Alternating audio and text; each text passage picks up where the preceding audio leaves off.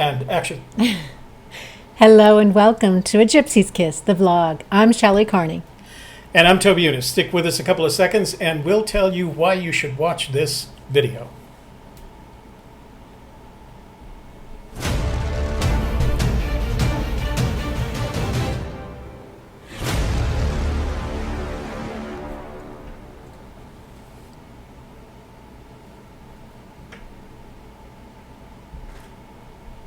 And we're back. And we're back. And let's take care of housekeeping. Housekeeping. So, notifications just went out, but I'm going to share the video with my social media, and I hope that you will do the same so that all your family and friends will know that we are now live and they can join the chat. You want me to do this while you're sharing? Yeah, you do that. Okay, all right, I will. Housekeeping. So if our moderators are in, would you please let Shelley know? That includes Jimmy Fast, Men in the Barn, and who else? Joel Lewicki. Joel Lewicki. So if you guys show up, just let Shelley know so we know you're there and I don't have to do any moderation. So today we're going to do a presentation, short presentation, followed by Q&A. Open Q&A today. You can ask any question on any topic I may or may not. Jimmy Fast is here and Clayton Watson says hello. Hey, Clayton. How are you doing? Wow, nice. And welcome, Jimmy Fast. I assume you'll take care of moderation for us. If you'd like to use the super chat button, it's down at the bottom of the chat window. It looks like a $sign. That will allow you to donate to our cause here. And if you have a question, it raises your chat question to the top of the queue, and it also colors it. So for $2, you get the blue color. I think at $10, you get the yellow color or the green color. At $50, you get the magenta color, and at $100, you get the red color. So you can pop right to the top and you get your own red color. I wanted to thank Michael Maddox, Joey Perro, and Hydromaker for informing us that we had another attack from the Russians on our YouTube channel. They started copying our videos to their own channel. And so these guys noticed it and let me know. And there is a process for this. It tends to last a couple of days, but you have to report each one to YouTube, and then they handle the copyright issues. But when they do, they don't just erase the videos, they wipe out the channel, so that's very helpful. It doesn't cost us a lot of views, but it does cost us some views. And again, we're very grateful to these guys for noticing it and letting us know as soon as possible. And as soon as you let me know, I'll start taking care of it. So. Yay. How are you coming along on your I'm good. sharing of the... I shared. So... good. Alan says we're sounding good. Thank you. We always do wonder about our audio quality. So if you ever just check in with us and let us know, we appreciate that as well. Yeah, we appreciate you letting us know that the audio is good for you. We try not to make it too low, make it too high, because with using the iPad for our live stream, the iPad is very sensitive to audio and will start clipping on us if we're not paying attention. Mm-hmm. And on that note, I need a pocket knife. I need to do this. But we have an unboxing to do. It's unboxing time. What are you going to do with my pocket one? We're going to do an unboxing. Are you ready? Give you the small blade here. So we have a special treat for you at the end of the video, but we're going to start it off with a sneak peek of this. This is our special A Gypsy's Kiss book bag, and inside the book bag is another bag, and inside the other bag is my own personal brand new hermetically sealed copy of The Thrill of the Chase. Ta-da! Are you going to open that up? Is that what the knife is for? That's what the knife is for. It's sharp. Be careful. Well, you could do it. No. Well, you didn't open it up for me. I did. It's open. I'm just not. Oh, I see. Okay. So it's just a little bit of plastic. And there we go.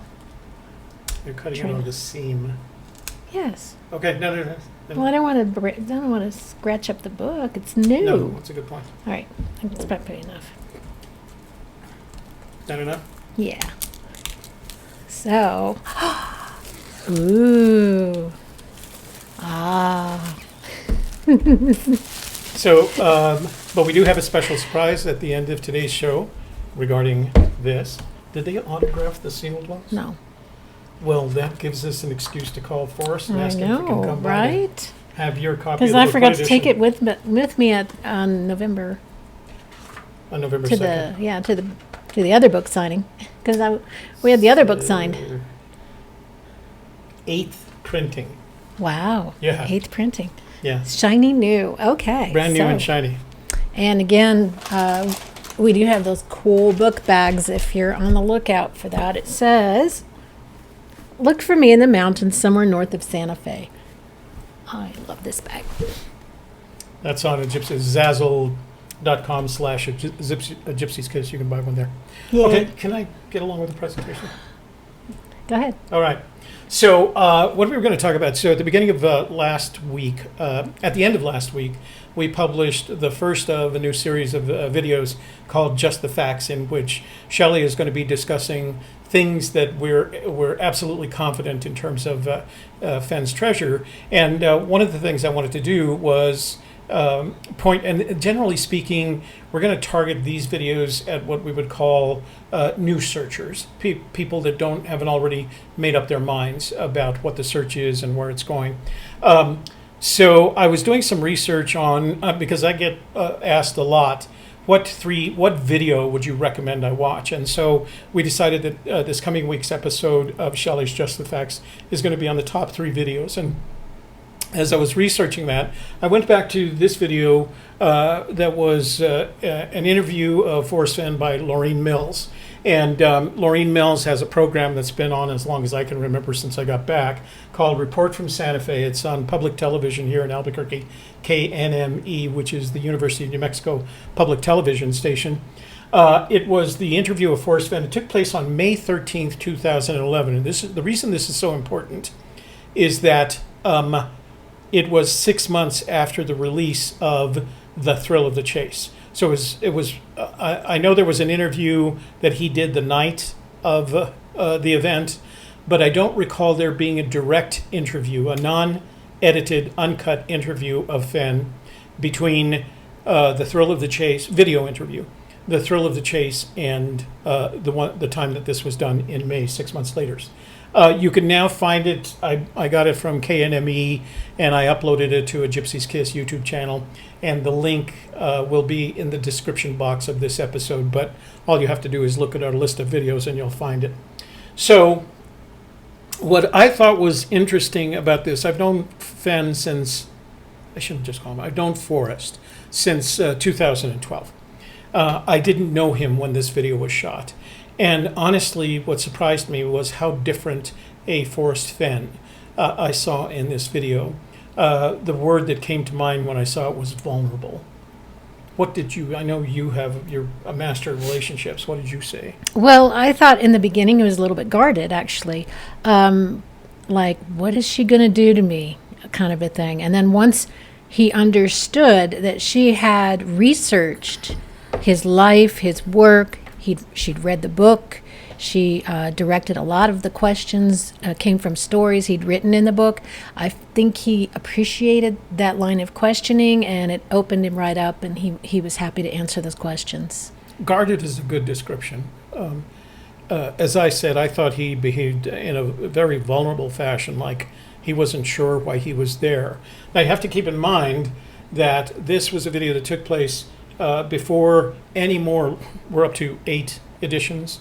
This is before any more editions of The Thrill of the Chase had been published. So we were dealing with the initial run of 5,000 that had been sold by the Collected Works bookstore in Santa Fe.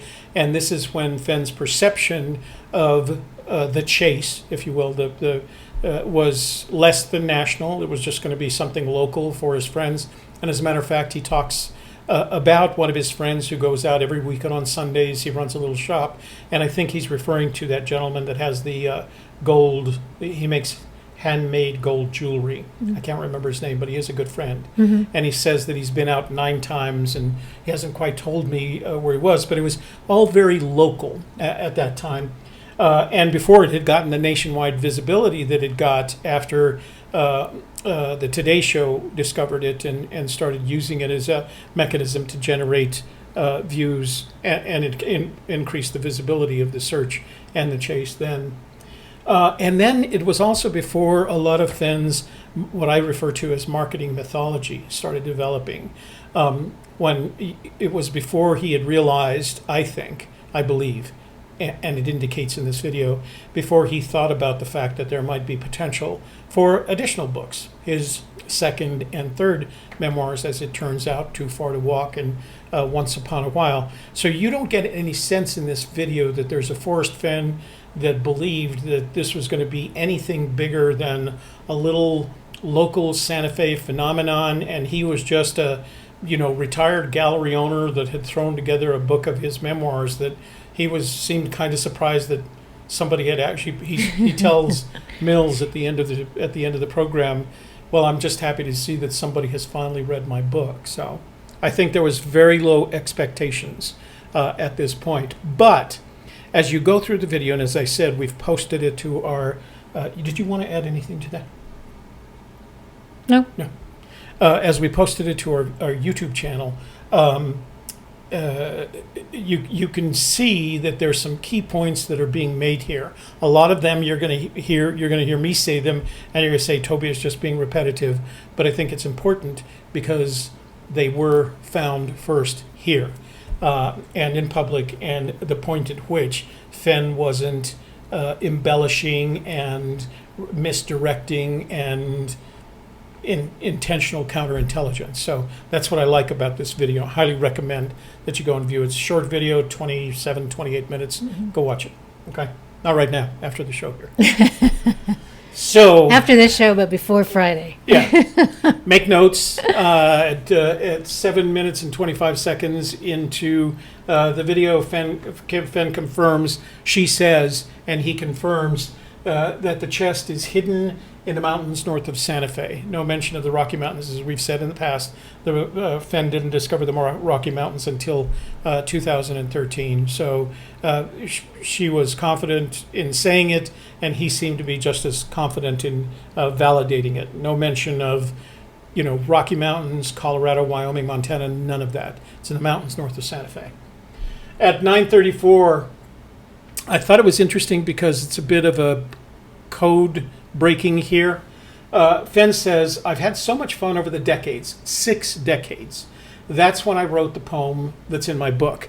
And the 6 decades I believe he's referring to is the 6 decades between the time he was around 9 or 10 when he found his first arrowhead and the age he was 70, which would have been the year 2000. So by this time, apparently after building the treasure through the 1990s, he started writing and refining the poem around the year 2000. That's in line with our kind of thesis that he hid the treasure in 2003. Not everybody agrees with that. That's our thesis. But it works very, very well because that's when he decided to write a poem. And then that period from 2000 to 2010, I think, is when things changed. And over and above writing the poem, he decided to write his memoir and incorporate the poem into that first memoir, The Thrill of the Chase. So at 9:45, he reinforces the idea that there are 9 clues in the poem, and he says if you can follow the clues to the poem, that's my mistake. If you can follow the clues to the chest, you can have it, is what he says. That's my mistake. The correct word here is chest. You can have it. He's giving it to you, and he says, and the poem says that. I give you title to the gold, I think becomes tremendously important when he says, if you can follow the clues to the chest, you can have it, and the poem says that. So I think that's a key component of what we have believed about Fenn's writing of the poem. And I think it reaffirms what our beliefs are, that stanzas 5 and 6 are all about granting title to the finder of that. At 10:35, Mills asked him, Lorene asks him, how would we know if somebody finds it? Fenn responds very quickly and very precisely. He says, it depends on the person. They may not want the IRS to know it, in which case I'll never know it. Meaning that this goes along with our premise of our video relating to what we would do if we found the treasure. If you don't let Forrest Fenn know it, or honestly, if you don't let anyone know it, which we do not recommend, he's not going to know it. He's not going to know it until he reads about it in the news. And of course, later on at Moby Dickens, he asks for his bracelet back because he probably thought about what was going on here, which is if he wasn't told, he wouldn't know it. Getting his bracelet back helps him to find out that someone has found the treasure. Now, what we're going to do, I'm not going to recommend this, it's up to you. Here's what we're going to do if we find the treasure. We are going to anonymously inform the media that it has been found, including them sending them pictures.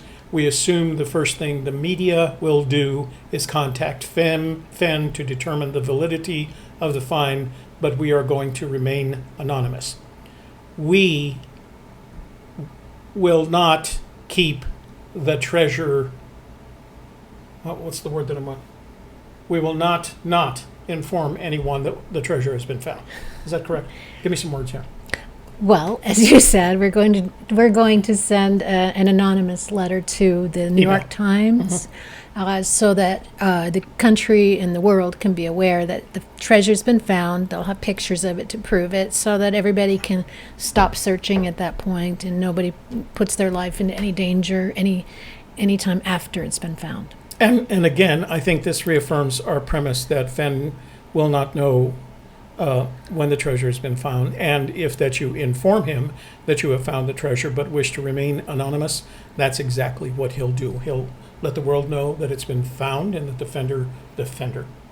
He seems to be pretty good at keeping secrets. So. Yeah, and that Forrest will will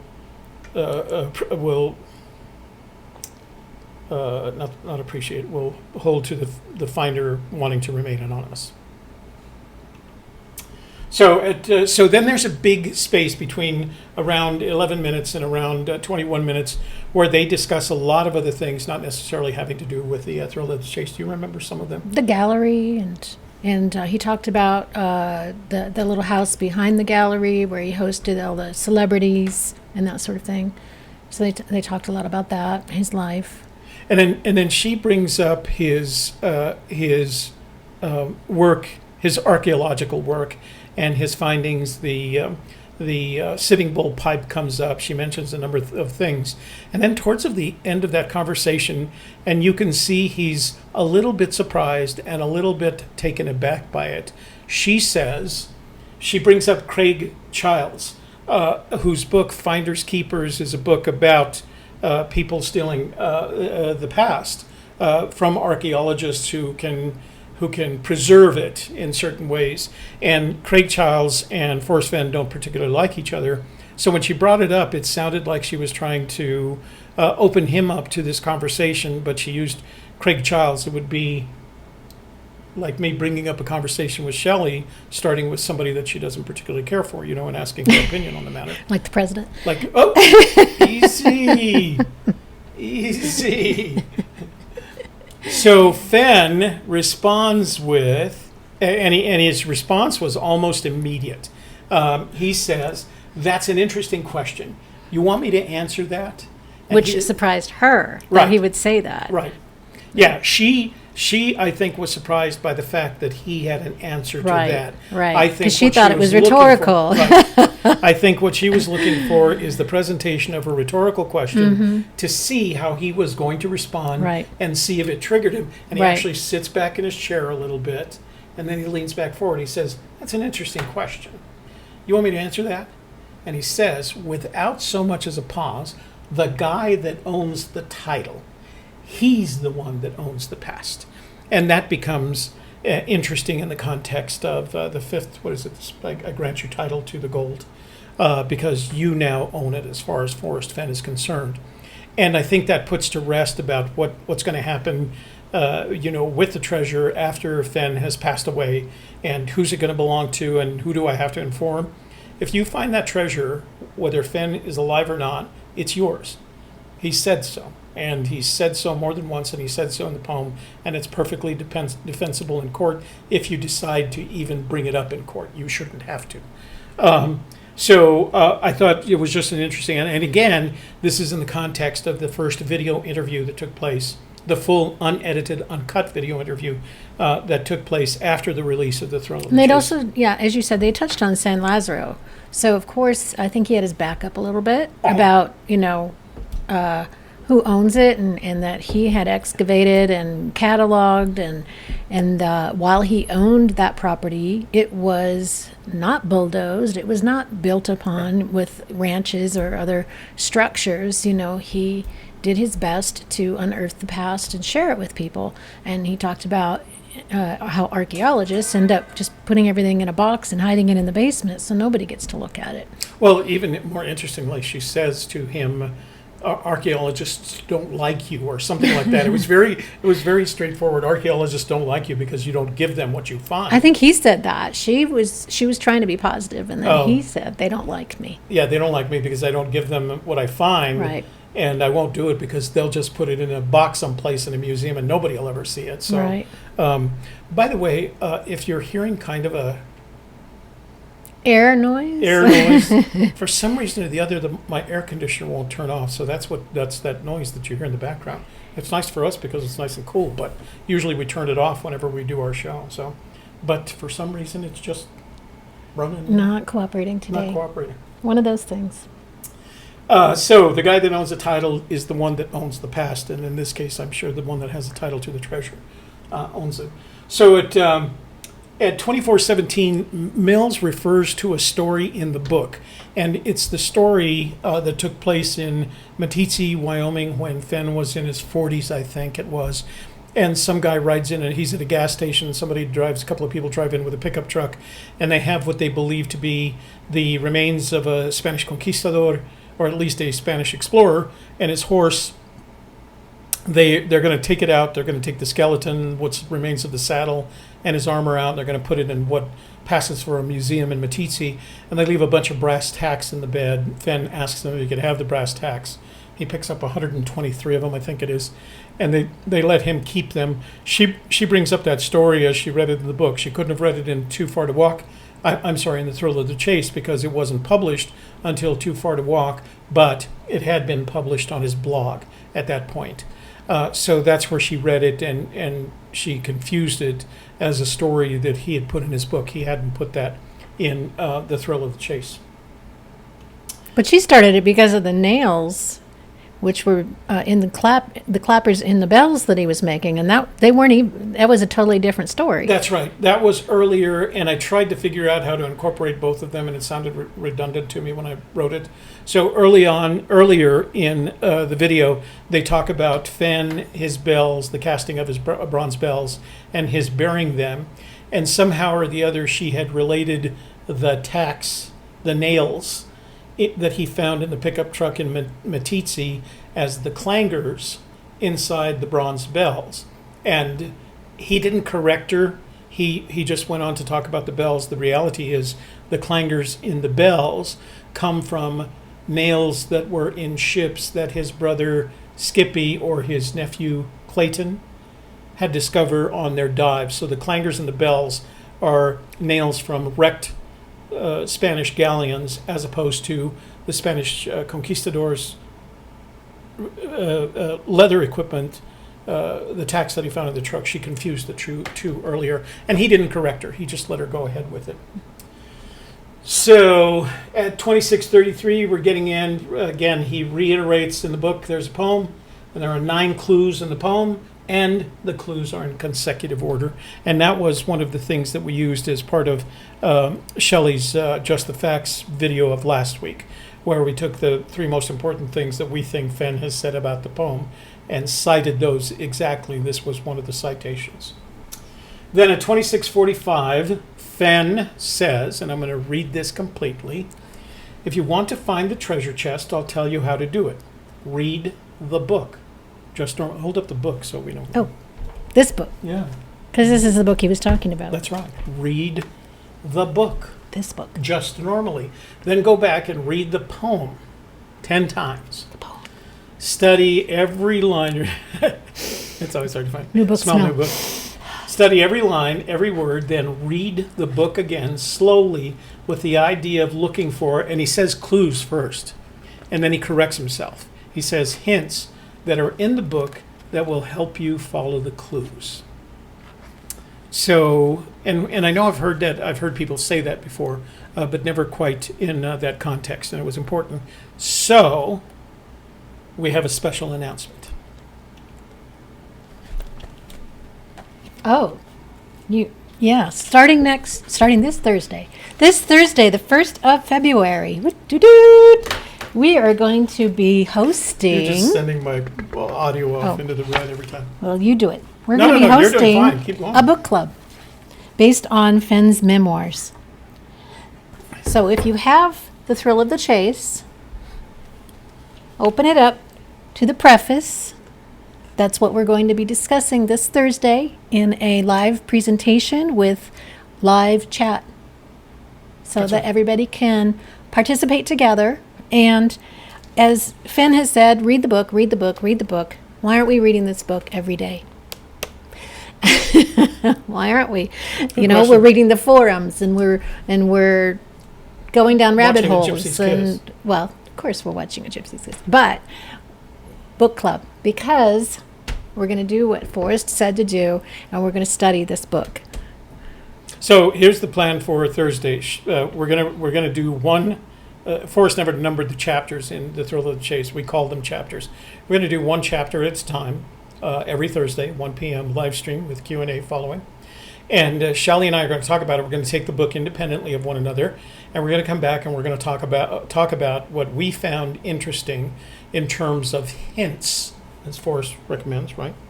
So Forrest said hints that are in the book that will help you follow the clues. So we're going to read that first chapter. In this case, we're going to start with a preface. It's relatively short.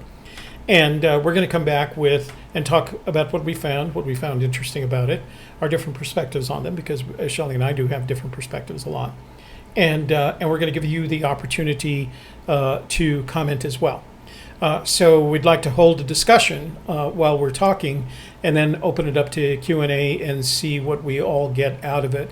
And then, of course, that video will go live, and somebody will have a reference that they can look at, even if they don't own the book. We know that not everyone owns the book, and it's not like we're going to publish the book. But if you have a copy of the book, read the preface and join us in the conversation. Now, on Thursday's shows, we are going to be focused on one topic, and our question and answers will only relate to that one topic. Right. So the preface this Thursday is all we're going to talk about. If you have other questions outside the realm of the book or that particular thing that we're studying that day, we ask you to come back Tuesday and when we have our open discussion about everything. Exactly. So, yeah, very well said. So the Forrest Fenn Book Club, Thursdays, 1 p.m. live stream. Same bat time, same bat channel. that's right.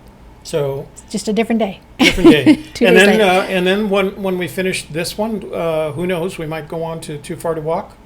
And if we get through Too Far to Walk, I mean, that'll keep us busy for a couple of years probably. Or we So- could just dissect the poem word by word.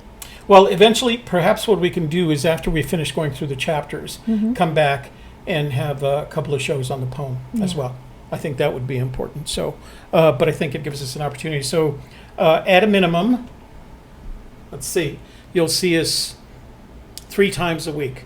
You'll see us our live stream on Tuesdays with open Q&A. I'm sorry, I interrupted you. No, Okay. I was like, yeah, there's see us 3 times a week. Oh, see us 3. Well, actually, they'll see you 3 times a week. Okay. And see me Or twice more. a week. So you'll see me on the AGK live stream Tuesdays at 1 p.m., followed by open Q&A. You'll see both of us on the Forrest Fenn Memoirs Book Club live stream on Thursdays at 1 p.m. with closed Q&A. The Q&A will relate only to that chapter of The Thrill of the Chase. You'll see Shelley with her Just the Facts videos, and they're going to be released Friday at 1 p.m. I was supposed to release Friday at 1 p.m. last week, but we wanted to give you a sneak preview. Oh, you're being polite. But I made a mistake, and I looked at my calendar incorrectly. But Fridays at 1 o'clock, we'll release Just the Facts with Shelley every week. And from this point forward, all updates regarding to any of these productions will be put on our Instagram account. So make sure you subscribe. Follow us. Follow our Instagram account at _gypsies_kiss on Instagram, because from now on, all our updates regarding this schedule, including the times that we're for whatever reason, if we're traveling or something, we can't do it because there is some travel taking place. Now, of course, you can subscribe and click on the little bell, and you'll also get those notifications as well. So Yeah, subscribe, click on the bell. do that. You didn't get any super chat? I don't know. I lost my screen. Oh, no. Okay. I get it. Okay. Stop touching. Okay, stop touching. Don't touch me. Okay, and There we go. please don't forget to give this video a thumbs up if you liked it. Don't give it a thumbs down if you didn't like it. Just, but give us a thumbs up. Right. Subscribe to our channel to receive notifications of live stream activity, including not only subscribe, but you have to click on the bell to let it know that you want notifications sent to you. Check out our blog at www.gypsieskiss.com. Follow our Instagram, as I said earlier, at _gypsies_kiss. And I bought a couple of domain names for us. So from now on, if you want to get to our YouTube channel, you can go to gypsieskiss.tv. And on Tuesdays and Thursdays, if you want to come to our live stream, you can go to gypsieskiss.live. So we're making it progressively easier for you to I know. find We're us. also on Twitter if you're a big Twitter fan, and that's Gypsies. The Kiss is not on there, but What happened You to the don't- Kiss? somebody else had it, Somebody has a Gypsy's Kiss? of course. Some Deep Purple fan, of course. Yeah. So Gypsies Hate those guys. is at Gypsies, and that's our Twitter. Let me see. I think that's it. Yeah. I think we're done. Okay. Now we We can. got questions? Let's Because if see. you got questions, I got Oh, answers. you got answers. Everybody's saying hello. Hi, everybody. I'm going to just read off the names. Fossilman123, Clayton Watson, Jimmy Fast, Rick Plank, Alan K, Wayne Peterson, B. Cross, hello. David Charles Davio, 22. Ashley Bergstrom, Wow. Paul McGinty, Nikolai Strove, Edward Owen, Sea Monkeyfication, Laura Doise, Doise, Andrew West, and Steve Gaghagen,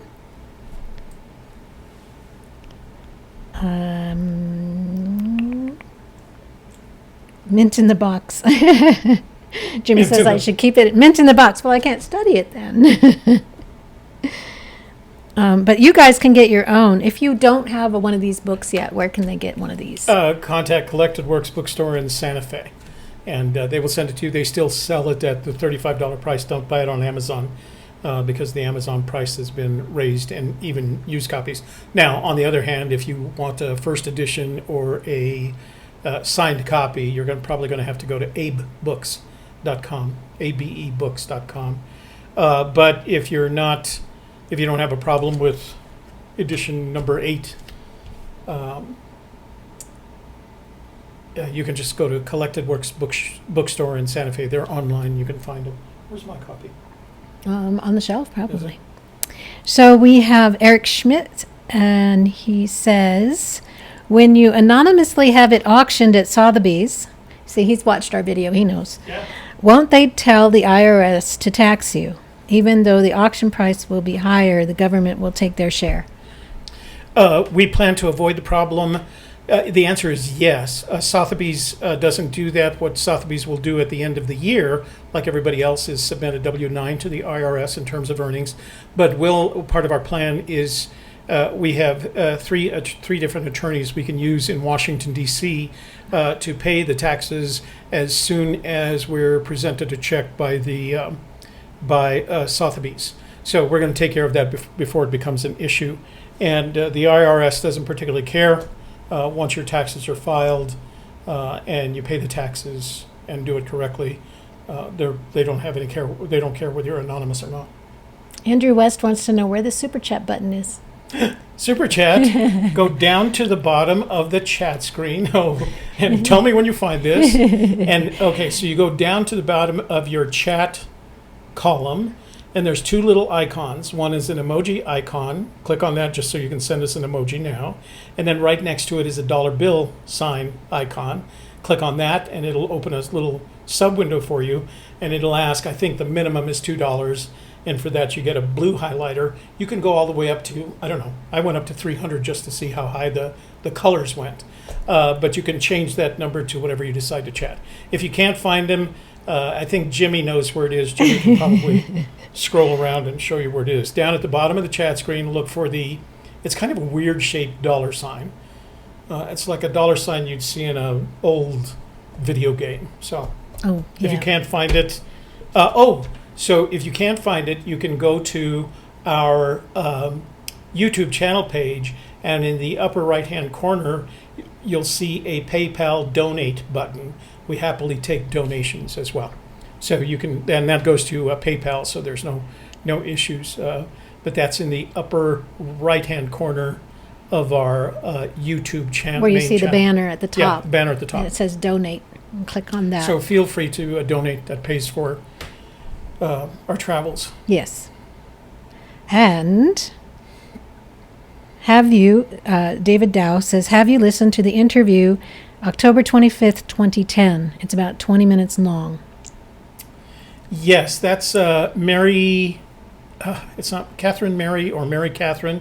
It's a radio interview, and I think I have listened to it several times. I really didn't get much out of it because she doesn't. I don't think she read the book. She discusses Fenn. It seemed to me that she knew Fenn because of his work, in the art world in Santa Fe, because she covers that. She's a cultural reporter. She has her own. That's Radio Cafe, or Cafe Radio, one or the other. And she doesn't talk a lot about the book. She talks more about Fenn and his life and his contributions to art and his ideas on art, et cetera, et cetera. We have listened to it. Mary, I can't remember her name. It's Catherine Mary or Mary Catherine, something like that. Radio Cafe. I see Joey Perro is here. Just wanted to... Hey, Joey, thank you for letting us know about the attack from the Russians again. I must have pissed off Vladimir or something. And they're talking a lot about the treasure. And yeah, we encourage you guys to have a chat independent of what we're talking about. That's one of the important things. And we will copy all of this chat. And when I post this video to our blog, gypsieskiss.com, we also, I can't put it on the YouTube itself because the YouTube maximum for description is 4,000 characters. So we added to a gypsieskiss.com blog post, and we copy all your chat and put it on there. So. And Joey Perro says we should count the chapters. So we can do that. I actually have. On Thursday, we can go over that. Yeah. How we have the chapters numbered, if you would like to number your own. So there are, excluding the preface and the epilogue, there are 25 chapters. I numbered them. Yeah. So that means 27 weeks worth of the Forrest Fenn Memoirs book club for us. Minimum. That's for the thrill of the chase. Then we'll go on to maybe Too Far to Walk. Yeah. Or we'll do a couple on the poem. Here we go. An average person. Did you notice at 7:24 minutes, she wants to discuss the treasure and starts with, so you buried the treasure, and doesn't get corrected? No, does not. That's another thing that you'll see. I was impressed with the mountains north of Santa Fe part, but she does say, so you buried a treasure, and he doesn't correct her. After later on, he starts correcting people with, I didn't say I buried it, and I didn't say I hid it. You know, he had some of that mythology that developed later started coming in. That's why this, I think, video is so important. It's pre-mythological, because that is one of the things that came out later, you know, as he started defending whether he buried it or he hid it. And then Liam O'Neill says, she corrected herself right after saying that. Do you remember that? I don't. That you're asking for more detail than I can recall right now, but I think that's why everybody, you know, take our cues from here in terms of the time slots, but go back and watch this video in its entirety. It's an important video. It will be one of the 3 that Shelley mentions in this episode of Just the Facts. That's how important we think it is. We think it's, if you're a searcher new to the chase, you need to watch this video. And Joel Lewicki says that a Gypsy's Kiss TV and a Gypsy's Kiss Live appear to both be available, FYI. And we'd have the ones with the dot where the, what do you call that on the other side of the dot? Oh, it's not domain, it's, I Sorry. can't remember. Anyway. So Joel, as Shelley was about to let you know, we're a Gypsy's Kiss .tv. These are new, what are they called? I forget. New, the thing on the end after the dot. whatever that's so called. Somebody's going to answer, I bet. Yeah, so whoever can tell me what those things are, the .com, .tv. So Joel, they're a Gypsy's Kiss .tv instead of com, and .live instead of com. So those we have, and if you enter them right now, you'll get to TV will get you to our main channel page, and live will get you to our live stream page, which of course is active right now. Okay, so Question about the book? Steve Gaghagen wants to know, how many differences are there between the different editions? Could there be more hints in the first edition? Then he had his address in the first one, right? Yeah, to the best of our knowledge, we haven't done an empirical study on this, but to the best of our knowledge, the only differences between the various editions were in what is referred to as the frontispiece, and that is this page right here, where addresses and email addresses. This is the 8th printing. You know, I have the 5th printing, and you can see that my email address still has Earthlink, ffen@earthlink.net. Shelley's, that's the 5th. Shelley's 8th printing has forrestfenn@gmail.com. So there are minor production differences. I don't, to the best of my knowledge, what I guess I could look at is I'm aware of a couple of typos that are in the book. I'll check and see if the typos were changed. But I don't know necessarily that there was anything else corrected. Mm-hmm. Okay.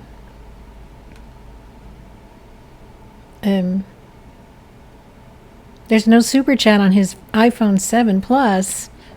Well, then you just go to the donate button. Go to the donate button and feel free to give us whatever you want. Yes.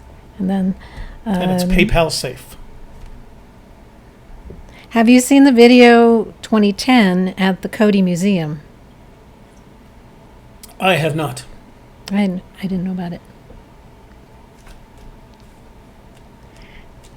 I'll get a few more names on here. Clayton Watson, we already said hi. Paul Ammons, Stephen Johns, Cindy Guess.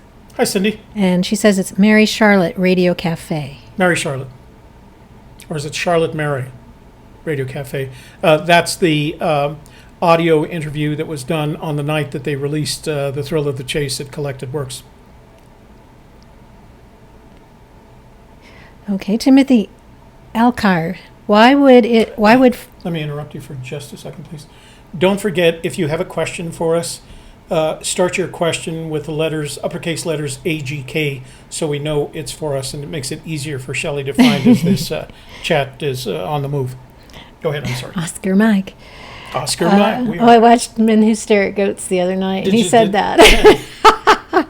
Every once in a while, I'll use military phraseology when Shelley and I are any place, and I'll let her know we are Oscar Mike, and then I Yeah. have to explain what I'm talking about. So I watched that movie. Well, That was good. pretty interesting, actually. That was the reference. Right, with the far seeing, or Yeah. but yeah, it was interesting. I enjoyed it. Timothy Alcar, why would Forrest Fenn say, quote, occasionally it's wise for the fox to dress like the hound if he hid it on public land? So that's an interesting connection that you're making. It is, to me, it's more logical in terms of the safety of what Fenn refers to as the title. Refers to it in this video and has referred to it often since. It's referred to in the poem. The advantage to hiding it on public land versus private land is that there will be no debate over the title. If it's recovered from public land, the title belongs to the finder. You may have to go to court to prove that, but you're not going to lose. If it's on public land, you're going to be in court forever. I'm sorry, if it's on private land, you're going to be in court forever. So If you can actually get on the private land to find it. We don't actually waste our time on any solution that's on private land, right. that leads you to private land. Adam Foddy says hello. Hey, Adam, how are you doing? Block. Is the Santa Fe ski basin within the search area? Ooh, that's tough to answer. Technically, if it's at as the crow flies, and you do the whole 8.25 mile thing that way, it's not. Heather Guillen. Or Guillen? I'm not sure. Spell it. Guillen. Guillen. Guillen. I used to have a friend in high school named Marty Guillen. I think he became a police officer. Have you guys considered that the clues may not start in the 4 states that are represented? The treasure may be in those states, but not the first 2 clues. Or no? We've had other people that are searching in that area in northwestern Colorado say to us that they believe the clues begin in Utah and end up in Colorado, which is perfectly rational. We believe that's certainly a possibility, but since our search area doesn't include either of those, no, we don't consider it. We believe that the clues and the treasure, that the geographic location of Warmwater's Halt and the geographic location of the chest are within 10 miles of one another as the crow flies. I think And we have videos on that. Paul Ammons kind of adds to that with, do the 9 clues and locations to those clues land within the boundaries of the Too Far to Walk map? According to, well, so again, Fenn says that when Fenn refers to the map in Too Far to Walk, he says, if you know where the chest is, you can find it on this map. He never deals with the issue of whether or not all 9 clues can also be on the map. And I think there are ways, as was indicated by Miss Guillen, that you could start in Utah or Idaho and end up in one of the 4 search states if you believe that the clues are continuous but may not begin in one of the treasure states. He does not indicate when he refers, on several occasions when he refers to the map, he does not indicate that. You'll take Shelley's advice on Friday. Okay. Yeah, speaking of mispronouncing things, What? I finally found out how to pronounce. Remember, we were trying to get Synecdoche or Synecdoche, and I was never getting it right. Synecdoche. Nope. Synecdoche? Nope. What? It rhymes with Schenectady. It's Synecdoche. Synecdoche. I know. And I was like, oh, that's how you say that. Wow. I know. I would have never guessed that. Right? Okay. So Well, I was off too, so don't feel bad. study those, the metonymy and the synecdoche, because they could be the key to figuring out the poem, the riddle in the poem. They're Yeah, pretty cool. we discussed both of those when we discussed the riddle in the poem. How one would build a riddle into a poem 3-4 episodes ago. Yeah, when It's we been a talked while. about the riddle in the poem, Yeah. the the thing that Clayton sent us. Yeah. Clayton Watson sent that to us, so we can Thank you, share that. Clayton. Right.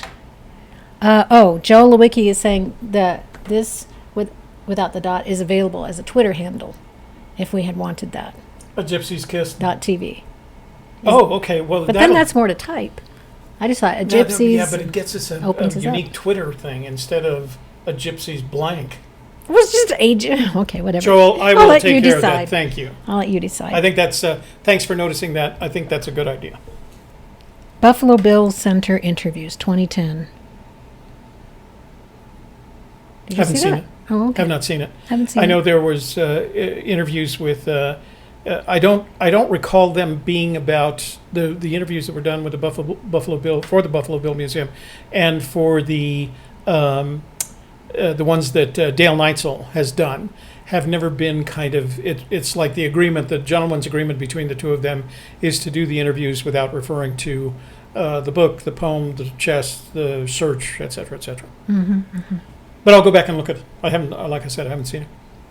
Mr. G, do you really believe that somebody has been within 200 feet or 500 feet from the treasure?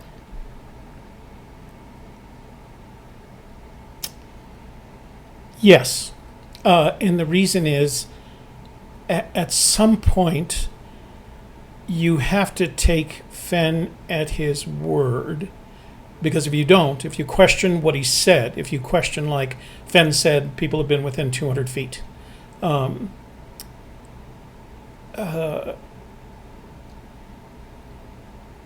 If you don't believe that, then you can really easily get to, then did he hide a treasure? Now, I'm going to qualify that because Fenn didn't start using that phrase until the marketing for Too Far to Walk had started.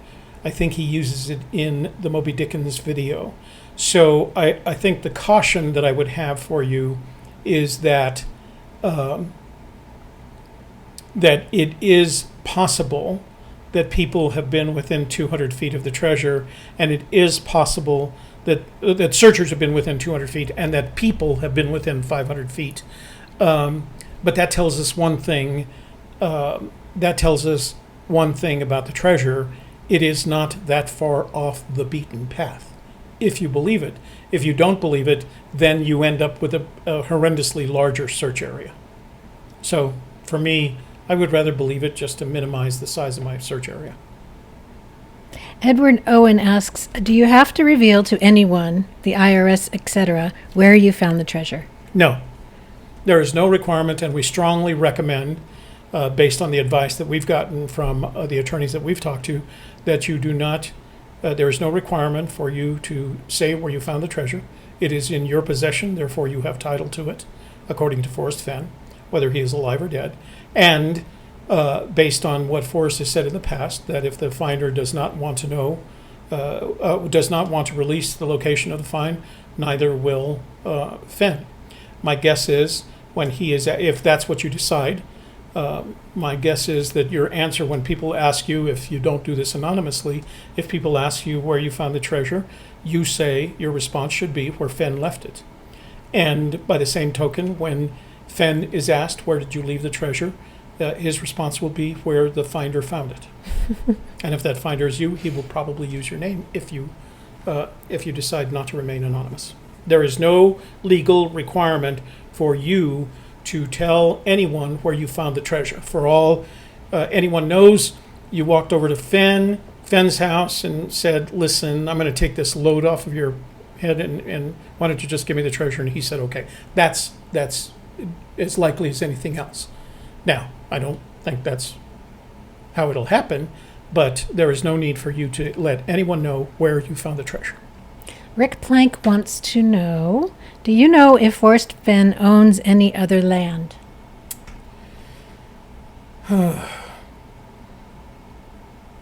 He sold San Lazaro. He sold San Lazaro. I know he had some property in Colorado, but I think he sold that back when he sold the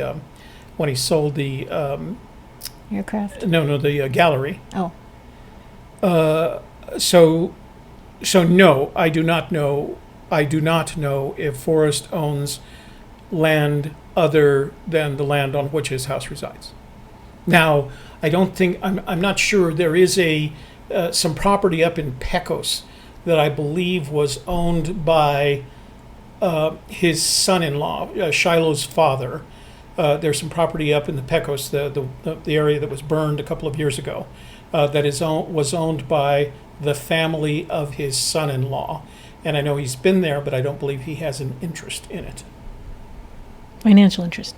Correct.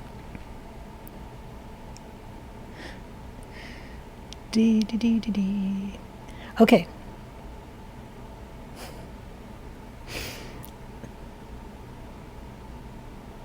Okay, here's a question. Steve Gaghagen. As for the New Mexico Parks regulations for warm waters, are more of them located north of Santa Fe or south of Santa Fe?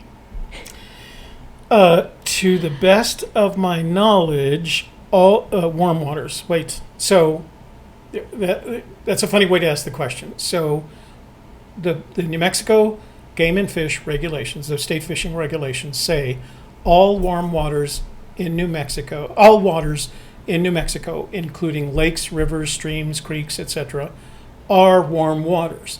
That means every body of water in New Mexico that isn't a private pool is, as far as the state is concerned, is warm water. Except, they say, those designated as trout or special trout waters. So the state has an interesting thing where all the waters in New Mexico are warm waters.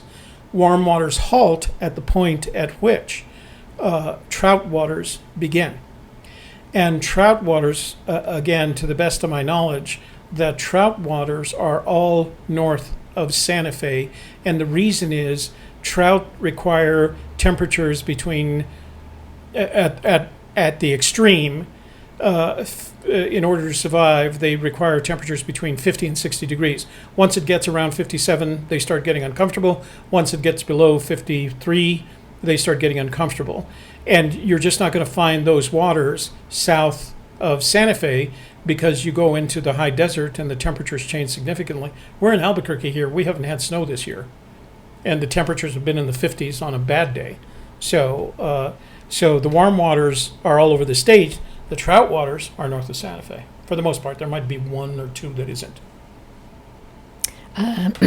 Stephen Johns. Forrest once referred to adding a $100,000 check as the way of telling if the treasure was found, but then he couldn't remember if he had put it in there or taken it out.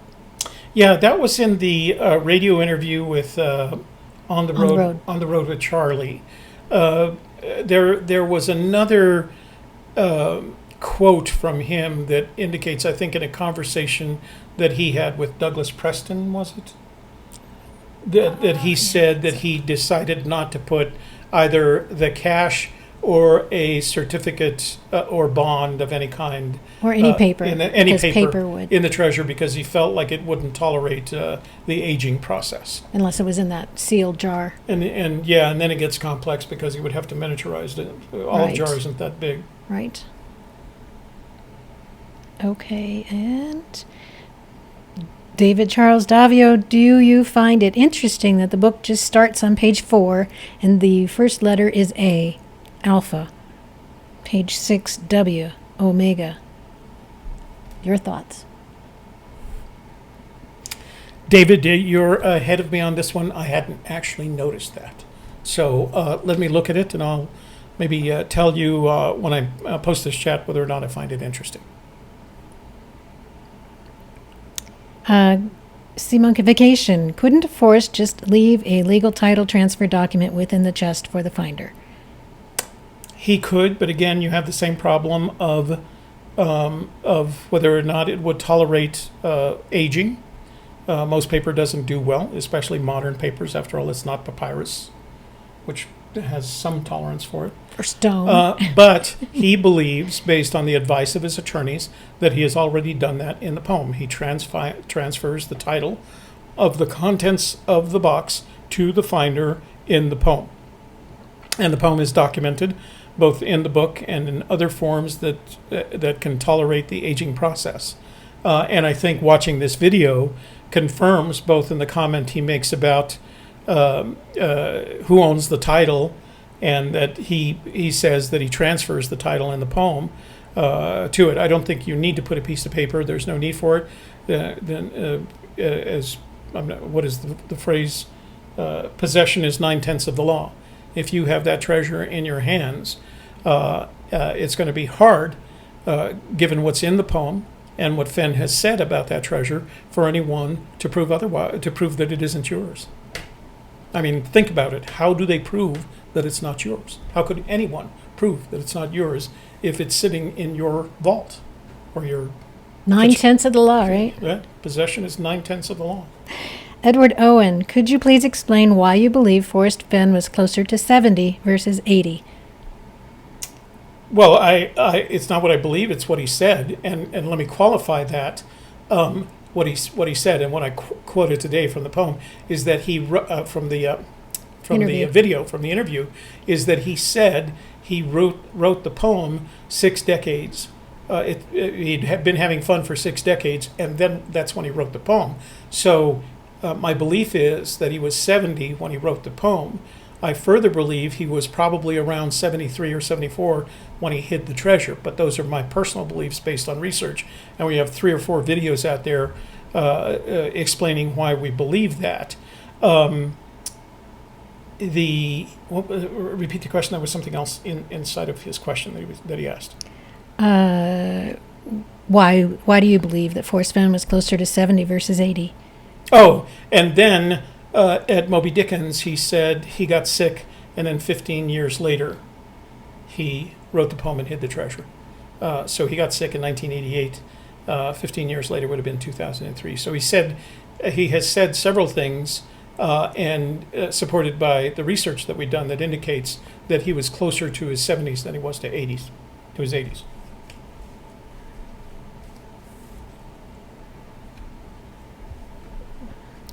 Let's see, Heather Guillen. Do either of you know how Fenn came into ownership of San Lazarus Pueblo? I want to know if he bought the land knowing meaning the Pueblo, was on the property and planned to excavate it, or if it was a coincidence. He knew that he was informed by the seller. Now, I've heard 2 different stories for who sold it. It was a property owner that was just, somebody had bought the property and discovered the fact that San Lazaro was there, and then contacted Fenn to ask if he was interested in buying the property. When Fenn bought the property, he knew San Lazaro was there and bought it expressly for the purpose of there's a very big difference between excavating and doing archaeological research. So excavation implies that you're taking a Volvo 700 in there and starting to dig stuff. His plan was to do documented archaeological research. He hired archaeologists to work with and for him, and he recruited students to work in the summers with and for him. And the results of that is his biggest book to date, The Secrets of San Lazaro. So yes, he knew it was there when he bought it, and I suppose, I was going to say, and he knew it was there when he sold it. But yes, he was very aware of what he was buying when he bought it. James Cruz, do you think the treasure chest is bare, or did Fenn protect the box somehow, which might allow it to be hiding in plain sight? Well, you have to go, so I have to answer that question in the context of what we believe. In our opinion, the chest is bare in the sense that it is hidden in a rock niche. And the rock niche could be big enough for the chest or big enough for the chest and a body. But we don't think it's buried underground. We don't believe that it is even covered to camouflage it necessarily, because the camouflage is in the fact that you have to search in those rock niches in order to find it. So yes, in answer to your question, we believe the treasure chest is bare and will gather dust over time, and eventually, just because the nature of nature, it may gather enough dust so that it covers up. Now, we think that'll take a long time to do, but it's certainly, when you find it, you will have to brush the dust from it if you choose. I'm going to recommend that you don't, because it's going to be more valuable at auction if you don't brush the dust from it. Well, and as you see in this video that we talk about today, you can see the love in his face when he talks about the Romanesque box itself and how much he wanted it, and that it seemed that he was saying, I paid way too much money for it, but I loved the box. So you have to take that into consideration, and I do, when Toby says he didn't bury it. We don't believe he buried it, and I don't think he could put dirt on top of something that he loved so much. Yeah, that was his precious. Yeah, My anytime. precious. And in this, he goes through details of all the contents of what's in the treasure chest, and calls it Romanesque. Now, the Roman Empire didn't exist in 1150 when he claims the box was made, but I think recently at some point he mentioned that it was actually Dutch in origin. But I don't. Whenever Forrest uses the word "little" to describe that little box, that little Paposia. little paposia, little is a word that he uses as a euphemism for as a euphemism for the phrase "precious to him," and he's described the box as that little box before. I'm not going to repeat what Shelley said because I was criticized for repeating what Shelley said. But I believe what Shelley believes, and that is he would not have buried that box. He loved it too much, and he loved the box and the contents too much to stick it in the ground and cover it with a bunch of dirt. Yeah, I think it would be like taking a beautiful, artistic, highly valuable painting off of his wall and throwing it in the ground and covering it up with dirt. He couldn't do that. And if you look at his work in terms of San Lazzaro, as you do excavate for the purpose of archaeological research, you don't find buried stuff unless it's dead people. They were very open about what they left behind. They didn't bury. They hid food, and they hid bodies, and they hid things with the bodies after the life had been taken from those bodies, but they didn't bury stuff. The Native American culture wasn't a burying culture. As a matter of fact, for the most part, the Plains Indians used to place their dead on the pyres. No, actually, they didn't burn them either. They just left the bodies there to be absorbed by nature in whatever way nature would absorb them. So. They aren't to bury probably people. Vultures and buzzards. I think, and he doesn't want to be buried either. He's often said that he doesn't want to be buried. He wants to go. Now, before it used to be that he wanted to go and lay down by the treasure and go pass silently. Recently, he said, I would much rather, when he's asked, where do you want to be buried? He says, I don't want to be buried. I want to go sit under a tree someplace in nature, die there, and let somebody find my bones, So he has no desire to be buried. He thinks it's not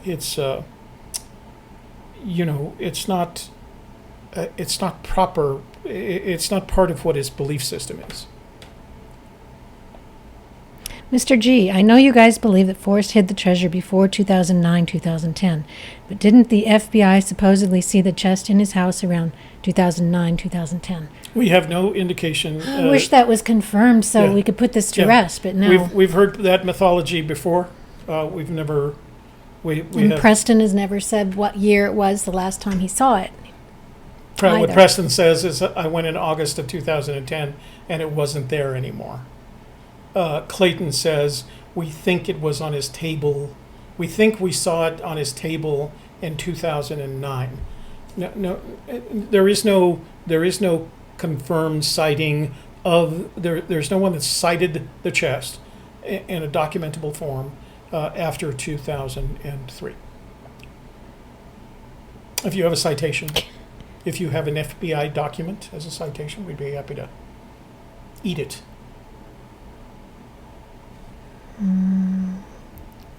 Let's see, AGK. We don't have an interview today?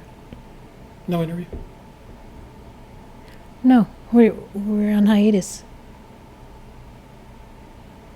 Is that one of the stones you got at the Denver Museum?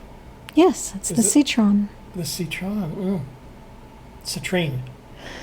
Citrine, that's it. Citron is a liqueur. Oh. If there's... And they're actually the same color. Oh, Paul Ammons wants to know, if there is dust, how can it be wet? So, as we've discussed in other of our videos, it is possible if you've spent any time in the mountains, especially above 5,000 feet, there is a process of temperature exversion and inversion that changes the temperature so rapidly that things condense. So it is possible that whether it is in a cave gathering dust or not, that condensation could make it wet. There's a number of things. I suppose your premise is that it must be in water. We don't believe it's inside, that it's in water. So it is more likely to gather dust than it can be dusty and wet at the same time. Can it? Okay. Wet dust. Yeah. Kane Holzhauser. What could the blaze be that no person could easily remove, something small or large? Paint? What are your ideas for what the blaze could be? We believe that the blaze has what we refer to as geologic significance because it is easily recognizable and because it has longevity both in terms of life and position. So geology probably dictates what the blaze is. Anything else like carving into a tree or something like that doesn't have much longevity. It's unpredictable, and one good forest fire will change all of that. While when it comes to geology, it's got eons worth of permanence. Alexander Koch wants to know, how do you think Forrest Fenn would react in case someone would email him a correct solution to the poem? Do you think he would get cold feet and therefore retreat from the chase to avoid that it is found? I think Forrest gets at least, I know how many of those emails we get, and we're nobody. So I imagine Forrest has had dozens of those emails, all indicating where people believe the treasure is. Now, here's the thing with that. Forrest, I know from conversations with him and from what he said in public, believes that you can get to the first two clues without leaving your chair in front of your computer. After that, you have to have boots on the ground. So to Forrest, if somebody says, I've got a bunch of clues and they lead me to where the treasure is, you better run and get it. Until he receives a photograph of the chest in situ, and perhaps even the geographic coordinates for where that chest is located, up until that time, everything is BS, and he's going to treat it as BS. He's not going to care. He's not going to run. He's not going to retrieve it. He's not going to do any of that. The only thing that Forrest will do from the point that the chest is discovered is either announce it or not, depending on the desires of the finder. I don't care how many emails you send him with how many solutions, he's going to ignore it because a solution is not evidence. And the only evidence is a photograph and geographic location. And then an announcement thereafter, I suppose. Joey Perro says, what is the strangest anomaly you have discovered within the Thrill of the Chase memoir? And we'll get into that more during book club. The nearest, that whole damn Captain Kidd thing after the poem. I just think that's the totally... dream? The captain, the dream of Gardner Island and Captain Kidd, to me, that's just weird as the dickens. And it's the one that when I read the book the first time, it's the one that stuck in my head and said, I went back and I started looking for other aberrations. And we're going to discuss all of those, each of those things that we find in each of the chapters as we go through the book club on Thursday. So please join us if you want to be part of that. Right. Plus, there's a typo. I don't remember exactly what, I'm not going to look for it today. But there's a couple of typos, of course. I don't think of them as aberrations. I just think they're just typos.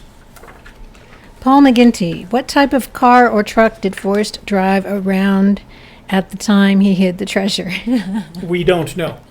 And Forrest has never indicated. He's used the phrase sedan. He's used the phrase rental car. He's used the phrase his car. But we have no idea. And of course, we'd all like to know because that would give us an indication of what exactly that is. On page 6, third line from the bottom, the phrase "he said" is printed twice because he said he was going to die. So there's typos like that in the book, at least in the 5th edition. I'll have to see if it's in Shelley's edition as well. Clayton Watson, regarding the Hyde date, wouldn't you have to take Fenn at his word, similar to how you said you have to believe it when he talks about searchers being within 200 to 500 feet? So again, that crosses, it's interesting, Clayton, because we have the conundrum of that we don't believe anything he said after December of 2012, and the 200 feet, 500 foot comment is after that period where it starts turning into marketing.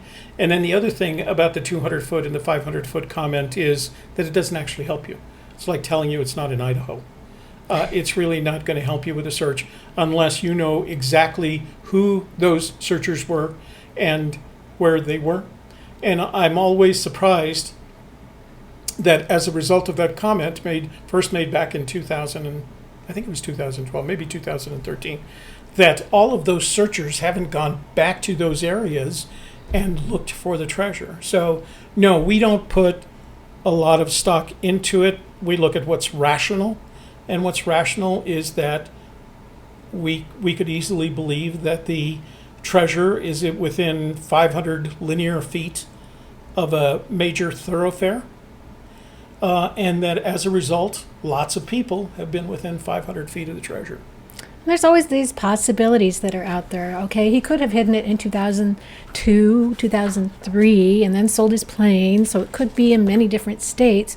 Or we could look at him saying, I was about 79 or 80 when I hit it, and go with that.